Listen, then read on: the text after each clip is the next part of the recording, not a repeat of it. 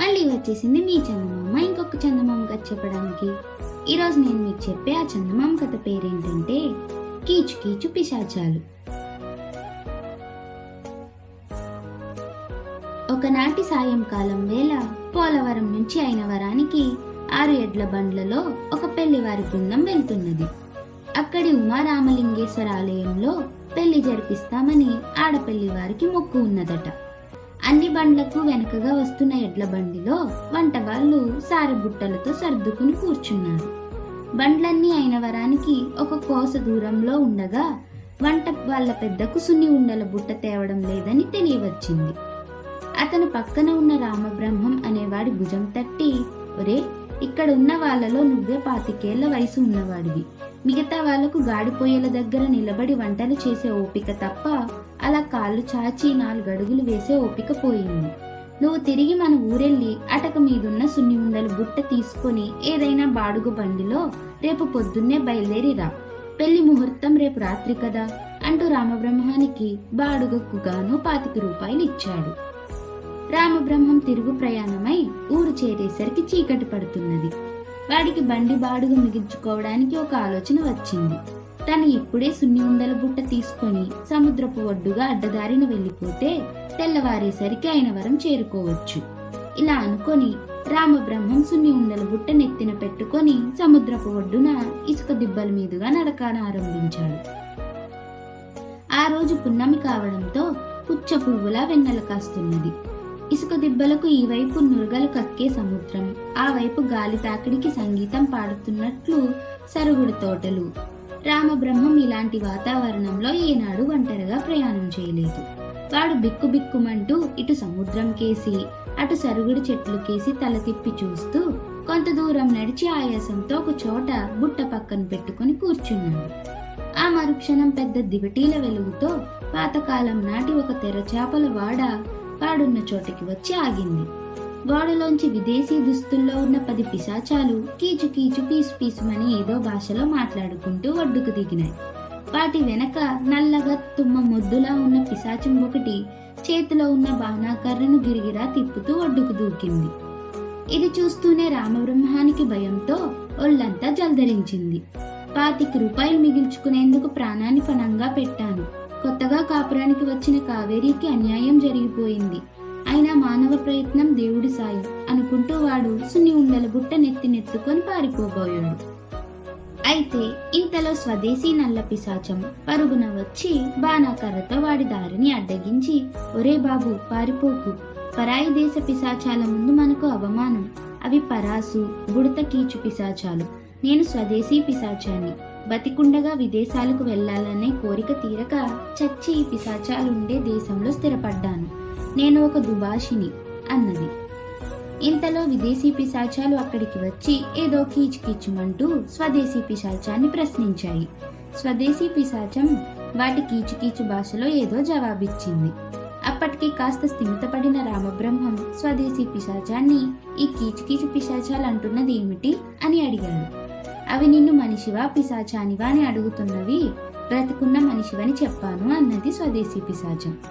ఇంతలో మిగిలిన పిశాచాలు ముక్కుపుటలు ఎగరేస్తూ స్వదేశీ పిశాచాన్ని ఏదో ప్రశ్నించాయి.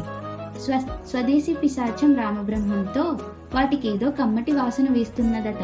ఇంతకీ బుట్టలో ఏమున్నది అంటూ సున్ని ఉండల బుట్ట మూత తెరిచింది. పిశాచాలన్నీ చుట్టుమూగాయి.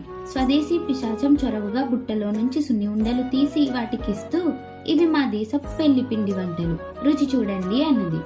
విదేశీ పిశాచాలకు సున్ని ఉండల రుచి అద్భుతంగా ఉన్నది. వాటిలో బాగా ఒడ్డు పొడుగు ఉన్న పిశాచం మిగిలిన పిశాచాలను కసురుతూ బుట్టలో మిగిలి ఉన్న సున్ని ఉండలను మూట కట్టుకుని కీచుకీచుమంటూ స్వదేశీ పిశాచానికి ఏదో చెప్పింది. స్వదేశీ పిశాచం రామబ్రహ్మంతో, నాయకుడు పిశాచానికి సున్ని ఉండల రుచి పరమ అద్భుతంగా ఉన్నదట. బ్రతికున్నట్టయితే ఈ దేశానికి వచ్చి ఇవి తినే అదృష్టం కలిగేది కాదు అంటున్నది అన్నాడు. మహా గొప్పగా అన్నది. ఈ పరాయి దేశ పిశాచం అదృష్టం నా దురదృష్టం కాబోతున్నది. రేపు పెళ్లివారి సారిలోకి సున్ని ఉండలు అందించకపోతే మా వంటవాళ్ల పెద్ద అట్లకాడి ఎర్రగా కాల్చి నా ఒళ్ళంతా ఓతలు పెట్టేస్తాడు అంటూ రామబ్రహ్మం తల బాదుకోసాగాడు. స్వదేశీ పిశాచం నుంచి సంగతి తెలుసుకున్న నాయకుడు పిశాచం ఖాళీ బుట్టను తీసుకుని వాడకేసి ఎగిరిపోయి క్షణాల మీద తిరిగి వచ్చి బుట్టను రామబ్రహ్మం ముందు పెట్టింది. బుట్ట మూత తీసి చూస్తే రామబ్రహ్మానికి కళ్ళు చెదిరిపోయాయి. బుట్ట నిండా పచ్చగా మెరుస్తున్న మేలిమి బంగారం నాణేలు. రామబ్రహ్మం వాటికేసి కన్నార్పకుండా చూస్తూ స్వదేశీ పిశాచంతో, ఈ విదేశీ బంగారం మా దేశంలో మారుతుందా అన్నాడు. దానికి స్వదేశీ పిశాచం పొట్ట చెక్కలయ్యేలా నవ్వి, ఒరే అమాయకుడా, బంగారానికి స్వదేశం విదేశం అంటూ హద్దులు లేవు. అవసరపడితే స్వర్గ నరకాల్లో కూడా సునాయాసంగా మార్చుకోవచ్చు అంటూ వాడి వీపు మీద గట్టిగా చర్చింది. సంగతేమిటో సరిగ్గా అర్థం కాకపోయినా విదేశీ పిశాచాలు గట్టిగా చప్పట్లు చరిచి స్వదేశీ పిశాచంతో కీచుకీచుమన్నది. స్వదేశీ పిశాచం రామబ్రహ్మంతో, ఒరే బాబు, నీ పంట పండింది, అంటే బంగారం పంట అన్నమాట. ఈ దొర పిశాచాలు తిరిగి పున్నమి నాటికి ఇక్కడికి వస్తాయట. ఈసారి మరిన్ని ఉండలతో పాటు కోవా, కజ్జికాయలు, జీడిపప్పు పాకం తీసుకురా అని చెప్పింది. ఆ తర్వాత కొంతసేపటికి పిశాచాలన్నీ కోలాహలంగా ఓడ ఎక్కి వచ్చిన దారిని వెళ్లిపోయాయి. క్షణం ఆలస్యం చేయకుండా ఇంటి దారి పట్టాడు రామబ్రహ్మం. వాడు ఇల్లు చేరేసరికి నడి రాత్రి అయ్యింది. నెత్తిన బుట్టతో తిరిగి వచ్చిన భర్తను చూసి ఏదో అనబోయిన భార్యను ముందు తలుపు వేసి రమ్మని చెప్పి రామబ్రహ్మం నట్టింట ఒక పంచె పరిచి దాని మీద బుట్టెడు బంగారు కాసులు గుమ్మరించాడు.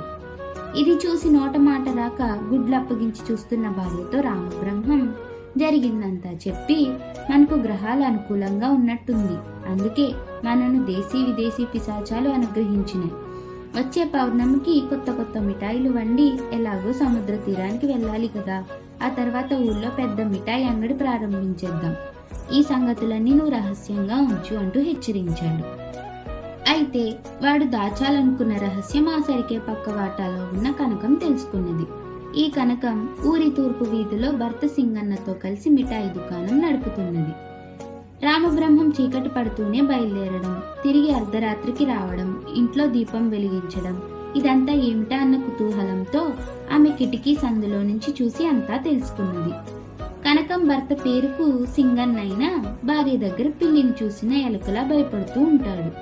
కనకం అతడికి 4 మాటల్లో సంగతి చెప్పి, ఈ రాబోయే పున్నంకి కీచుకీచు పిశాచాల దగ్గరకు బండెడు పిండి వంటలు పట్టుకుపోయి బండి నిండా బంగారం కాసులు తెచ్చుకుందాం అన్నది. అదేమంత కష్టం, అలానే చేద్దాం అన్నాడు సింగన్న తలూపుతూ. కనకం కస్సుమంటూ, ఉట్టినే బుర్రూపకు, ఆ సమయంలో రామబ్రహ్మం సముద్ర తీరానికి రాకూడదు, అందుకు మనం ఇలా చెయ్యాలి అంటూ భర్త చెవిలో ఏదో రహస్యంగా చెప్పింది.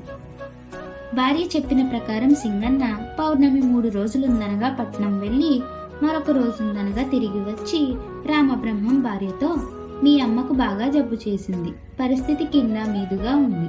ఈ సంగతి నీకు చెప్పేందుకు పనివాణ్ణి అప్పుడే పంపారే, వాడింకా కబురందించలేదా అన్నాడు. ఈ మాట వింటూనే రామబ్రహ్మం భార్య పుట్టెడు దిగులుతో పట్నం బయలుదేరిపోయారు. కనకం తన పథకం పారినందుకు సంతోషించి ఒక బండి నిండుగా మిఠాయిలు నింపుకొని సింగన్న తోడుగా రాగా పున్నమి రాత్రి కీచుకీచు పిశాచాలు వచ్చి సముద్ర తీరానికి వెళ్ళింది. బాగా పొద్దుపోయాక పిశాచాల వాడ దివిటీల వెలుగుతో తీరం చేరింది. స్వదేశీ పిశాచం బాణాకర్ర ఆసరాతో వంగి వంగి నడుస్తూ కనకం వాళ్ళ దగ్గరికి వచ్చి, ఆ కుర్ర కుంక ఏడి అన్నది. కనకం తడుముకోకుండా, ఆ కుంకగాడికి కళ్ళు నెత్తికొచ్చాయి, కీచుకీచు పిశాచాల మీద భక్తి గౌరవాలతో మేం బండెడు మిఠాయిలు తెచ్చాం అన్నది. దానికి స్వదేశీ పిశాచం చిన్నగా మూలిగి, ఇంకెక్కడ మిఠాయిలు, ఇంకెక్కడ కీచుకీచు పిశాచాలు, వాడు తెచ్చిన సున్ని ఉండలు తిని ఏనాడు అలాంటివి తినే అలవాటు లేకపోవడంతో పిశాచాలన్నీ జబ్బు పడిపోయినాయి. వాళ్ళ నాయకుడు నన్ను తన్ని తరిమేశాడు, నాకిక ఈ స్వదేశమే గతి అంటూ కుంటుతూ ఎగిరి దూరంగా ఉన్న సరుగుడు తోటలోకి వెళ్ళిపోయింది. ఇది చూసి సింగన్న, కనకం, మన దురాశ మనల్ని చెరిపింది, ఉన్న డబ్బు చాలకు అప్పు కూడా చేసి బండెడు మిఠాయిలు తయారు చేశాం అన్నాడు 2 చేతులతో తల పట్టుకుంటూ. జరిగిన దానికి ఒక్క క్షణం నివ్వెరపోయి, ఇక వదులు, ఇప్పట్లో మనం మన ఊరు ముఖం చూడలేం, మా పుట్టింటికి పోయి కొన్నాళ్ళు ఉందాం అంటూ మిఠాయిలున్న బండికేసి బయలుదేరింది. సింగన్న తల వంచుకుని భార్య వెనుక నడిచాడు. అలా కథ కంచికి మనం ఇంటికి.